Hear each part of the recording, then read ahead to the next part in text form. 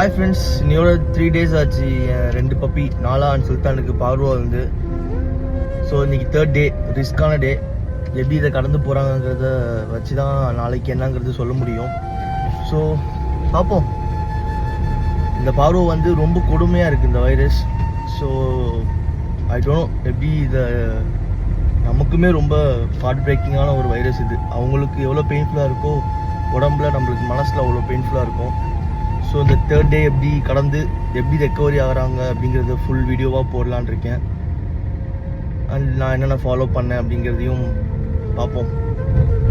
Hope for best. Pray பண்ணிக்கலாம், வேறு எதுவும் பண்ண முடியாது. All about their immunity. என்ன தான் நம்ம கேர் கொடுத்தாலுமே அவங்க இம்யூனிட்டியை பொறுத்து தான் இருக்குது. ஸோ ஸ்ட்ராங்காக ஃபைட் பண்ணுவாங்க.